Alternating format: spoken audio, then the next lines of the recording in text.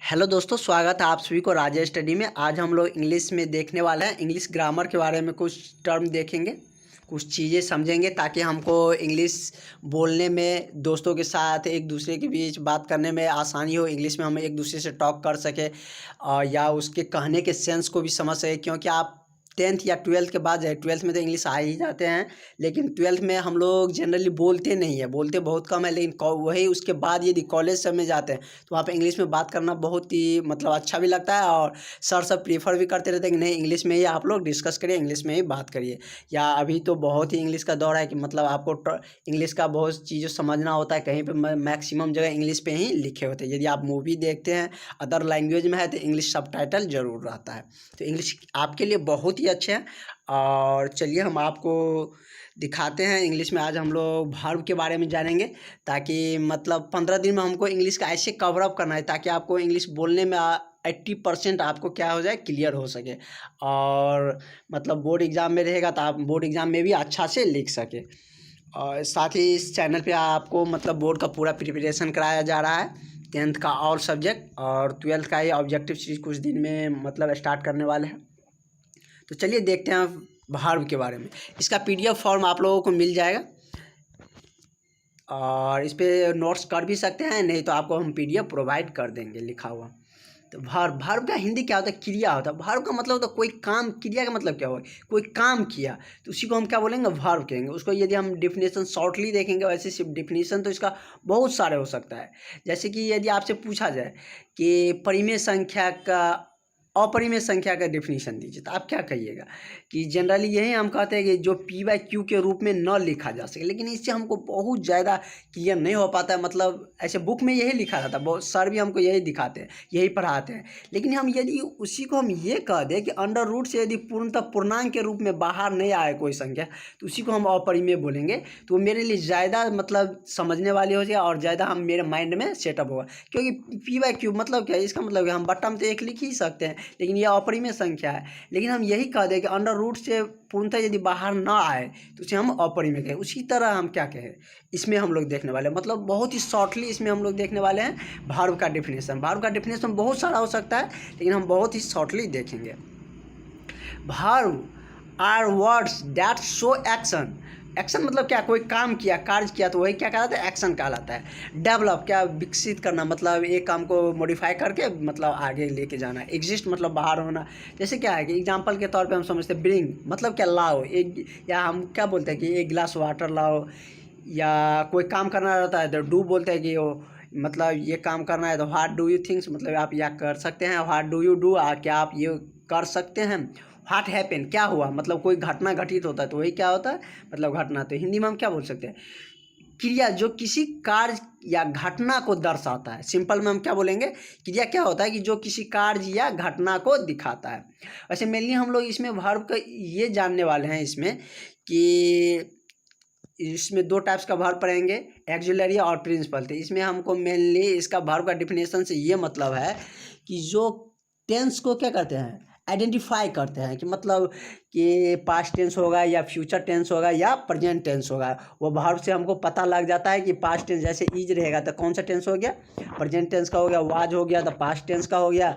और शैल विल हो गया तो किसका? फ्यूचर टेंस का हो गया था। इसमें हमको मेन तात्पर्य, जो मेन हमको चीज़ इसमें सीखना है वही सीखना है कि वर्ब से हमको क्या डिफिनेशन इसमें हमको जानना है कि वर्ब आइडेंटिफाई द टेंस। यदि आप लोग लिखना चाहते हैं तो लिख सकते हैं। इस नोट्स में लिखने के लिए भूल गए हम, इसके नीचे में वर्ब के इसके नीचे में लिख सकते हैं आप।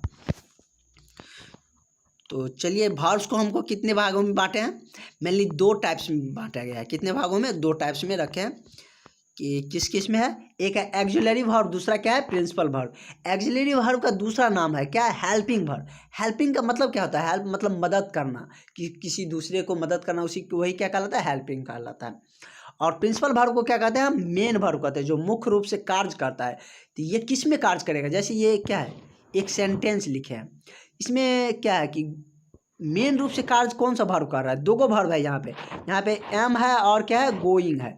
तो मेन रूप से जो कार्य कर रहा है कौन कर रहा है? गोइंग कर रहा है। तो ये गोइंग क्या हो गया? प्रिंसिपल हो गया। कैसे पता चलेगा गोइंग कर रहा है? क्या इसका हिंदी क्या हुआ कि मैं पटना जा रहा हूँ। तो जा रहा हूँ मतलब इसी से हमको क्लियर हो रहा है जा रहा हूँ, तो ये किससे आता है, गोइंग से आता है। तो इसीलिए इसको क्या कहा जाता है, मेन वर्ब जो क्या करता है, सेंटेंस को आइडेंटिफाई करता है, मतलब बताता है। और हेल्पिंग वर्ब का क्या काम है, हेल्पिंग वर्ब का काम है जो क्रिया, मुख्य क्रिया को टेंस या काल बनाने में, टेंस बनाने में क्या करता है, मदद करता है। टेंस बनाने में एम क्या कर रहा है, मदद कर रहा है, तो इसीलिए इसका नाम क्या दिया गया, हेल्पिंग वर्ब दिया गया। बहुत ही ईजी वे में बताएंगे, और टेंस इससे भी बहुत ही आसान तरीके से आपको बताने वाले हैं, जो आप एक बार पढ़ लीजिएगा ना, आपको कभी भी दोबारा टेंस पढ़ने की ज़रूरत नहीं पड़ेगा। लेकिन टेंस में इसका यूजिंग आता है, इसलिए हम इसको हम बता रहे हैं, ताकि उसमें हमको वर्ब का जानना जरूरी रहता है। इसलिए हम क्या कि देख लिए यहाँ पे दो वर्ब हमको आ गया, तो इसलिए हमको वर्ब जानना भी जरूरी है। तो एक्सिलरी और प्रिंसिपल वर्ब जान गए। एक्सिलरी वर्ब का मतलब क्या, कि हेल्प करना। किसको हेल्प करना, प्रिंसिपल वर्ब, मेन वर्ब को हेल्प करना, क्या बनाने में, मतलब टेंस बनाने में, काल बनाने में क्या करता है, मदद करता है। या यदि इसका आप डिफिनीशन हिंदी में यदि लिखना चाहते हैं तो लिख भी सकते हैं, या हम प्रोवाइड भी कर देंगे। तो एक्सिलरी वर्ब के बारे में जानते हैं। एक्सिलरी वर्ब मेनली कितने एक्सिलरी वर्ब है, तो काउंटेबल यदि देखा जाए तो 24 एक्सिलरी वर्ब होते हैं। तो देखते हैं कौन कौन सा होता है। इज हो गया, आर हो गया, वाज, वेयर, हैव, हैज, ये सब क्या है, कि मतलब वाक्य में, सेंटेंस में, किसी भी सेंटेंस में यदि हम टेंस बनाते हैं, यदि काल का मतलब समय का बताते हैं कि किसका है, किस मतलब प्रेजेंट या फ्यूचर या पास्ट टेंस का है, तो उसमें इसका क्या होता है, यूजिंग आता है। इससे भी हमको क्या होता है, मेन वर्ब में सहायता मिलती है। कैसे हम इजार किसके लिए लगा देते हैं, मतलब प्रेजेंट टेंस के लिए लगा देते हैं इजार है। हम वाज वेयर पास्ट के लिए लगा देते हैं। हैव हैज किसके लिए लगाते हैं, फ्यूचर टेंस के लिए डू डिड किस डू लगाते हैं। प्रेजेंट टेंस के लिए डिड किसके लिए, पास्ट के लिए। तो ये सारे क्या दिया हुआ है, मतलब ऑक्सिलरी वर्ब दिया हुआ है। और एक दो नहीं भी लिखे हैं, जितना ज़रूरत था हमको उतना हम लिख चुके हैं, मतलब इतना ही आपका ज़रूरत होता है, इतना से हमको काम चल जाता है। क्योंकि हम यदि सारे चीज़ देखने लगेंगे तो सीखना बहुत ही ज़्यादा डिफ़िकल्ट हो जाएगा, क्या, क्योंकि उसी में हम उलझ जाएंगे, और एग्ज़ाम भी नज़दीक है। तो देख सकते हैं, पॉज करके आप लिख भी सकते हैं, या हम तो पीडीएफ आपको प्रोवाइड करा ही देंगे। उसके बाद नेक्स्ट देखते हैं हम लोग प्रिंसिपल वर्ब। तो प्रिंसिपल वर्ब को हम मेनली कितने भाग में, 5 भाग में बांटे हैं। 5 टाइप्स ऑफ प्रिंसिपल वर्ब क्या होता है, एक होता है PV1, एक क्या होता है PV2, दूसरा क्या है PV3, PV4, PV5। PV1 मतलब प्रिंसिपल वर्ब का पहला रूप, उसके बाद प्रिंसिपल वर्ब का दूसरा, तीसरा, चौथा और पांचवा। ये जो 3 है, ये हमको वर्ड मीनिंग का मतलब इसका फॉर्म याद करना होता है, मतलब इसमें क्या होता है, याद करना होता है। और चौथा और पांचवा हम बना लेते हैं, खुद से ही बना लेते हैं। चौथा हम क्या करते हैं, हम ING लगा देते हैं। जैसे क्या है कि प्रिंसिपल वर्ब के जैसे हम कि क्या लिखते हैं, गो, वेंट, गोन। तो गो क्या हो गया, प्रिंसिपल वर्ब का पहला रूप हो गया, ये पहला हो गया। वेंट क्या हो गया, दूसरा रूप हो गया। गोन क्या हो गया, तीसरा रूप हो गया। इसका यूज आता है टेंस में, हम लोग देखेंगे टेंस में। उसी को हम यदि क्या करना है, चौथा रूप बनाया है, तो गो में क्या करेंगे, पहला वर्ब में क्या लगाते हैं, PV1 में हम ING लगा देते हैं, तो क्या हो गया, गोइंग हो गया। वही इसको हमको पांचवा बनाना है, तो उसको हम पोलर्स कर देते हैं। जैसे क्या है, H या ES लगा, जैसे गो है, सिंगुलर बना देते हैं। मतलब क्या है कि सिंगुलर से पोलर बनाना होता है उसमें। तो क्या है कि गो है, तो उसमें हम गो ES लगा देते हैं, क्या हो गया, गोज हो गया। तो ये हमको क्या हो गया, पांचवा प्रिंसिपल वर्ब का पांचवा रूप हो गया। ये 3 हमको क्या होता है, याद करना होता है। और कि ये तो बहुत सारे होते हैं, प्रिंसिपल वर्ब बहुत सारे होते हैं, लेकिन हमको बहुत ज़्यादा याद करने की ज़रूरत नहीं है। हम बहुत ही ट्रिकली आपको याद कराएंगे। जो याद करने वाला है वो याद कराएंगे, जो समझने वाला है उस पर समझा देंगे, ताकि आपको याद करने की ज़रूरत न पड़े। जैसे क्या हम प्ले बोलते हैं, तो गो, वेंट, गोन, इसमें क्या हुआ, हमको याद करना होगा। और जैसे प्ले है, तो हम इसमें याद नहीं करेंगे। प्ले मीन्स खेल, हम जानते हैं। इसी में क्या करते हैं, हम ED लगा देते हैं, PLAYED। दूसरा फॉर्म भी यही हो गया, तीसरा भी यही हो गया। मेरा ये आराम से निकल गया।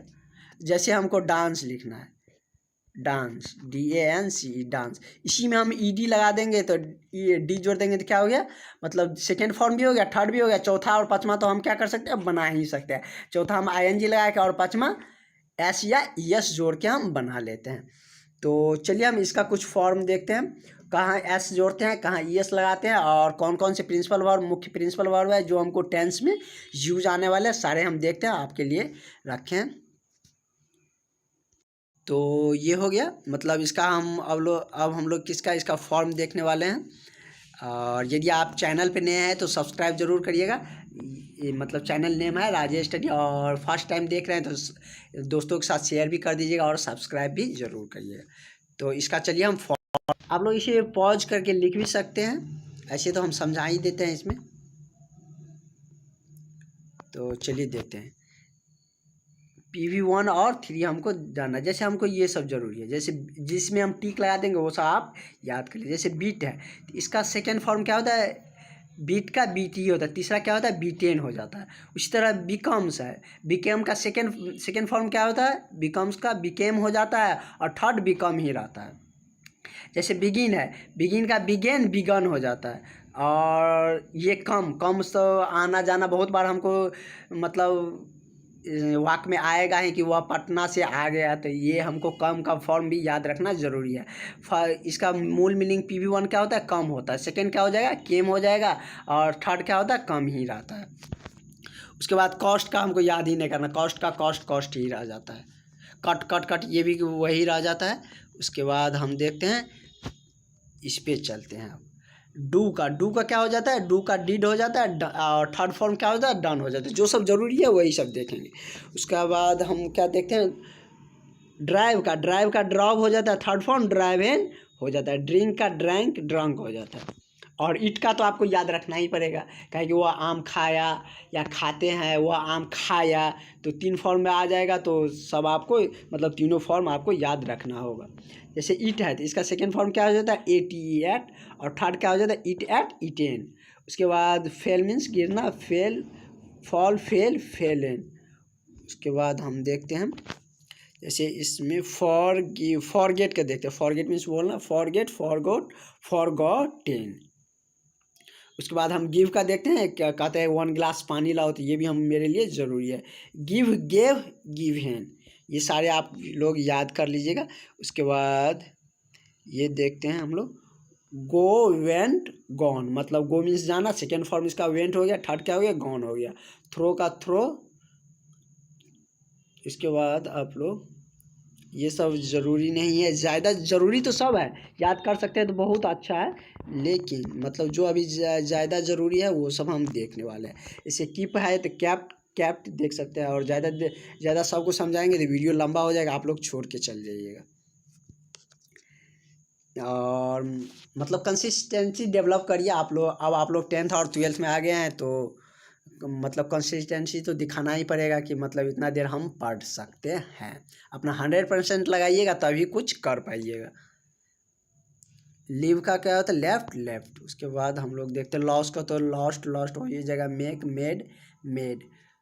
उसके बाद राइज का राइजिन हो जाएगा, रन का रन हो जाता है, इसमें कोई दिक्कत नहीं है। से ये दोनों याद कर लिए। से का सेड, तीनों फॉर्म वही रहता है, सेकेंड भी वही रहता है, थर्ड भी वही रहता है। सी का अलग हो जाता है, सी सॉ सीन, सी मीन्स देखना, सॉ मीन्स देखा, सीन मीन्स यानी कि थर्ड फॉर्म हो गया उसका, जो फ्यूचर में हम लोग डिस्कस करते हैं।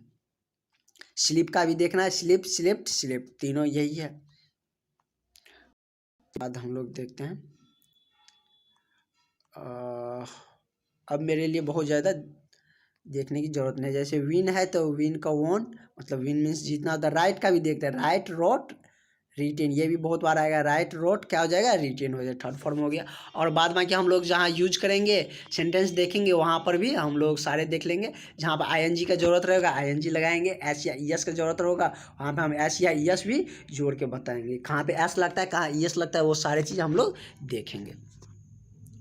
तो आज के लिए इतना ही, हम लोग नेक्स्ट वीडियो में देखेंगे, नेक्स्ट चीज़ स्टार्ट करेंगे। और आज आप लोग इतना जो बता दिए हैं ये सारा कवर अप रहिएगा, ताकि आपको नेक्स्ट क्लास में इसका बेनिफिट मिले, आप आसानी से समझ सकें। और आप 15-20 दिन मेरे साथ बने रहिए, आपका इंग्लिश बहुत ही अच्छा हो जाएगा। आप आसानी से किसी के साथ टॉक कर सकते हैं, बातचीत कर सकते हैं, या उसके सेंस को भी आप समझ सकते हैं।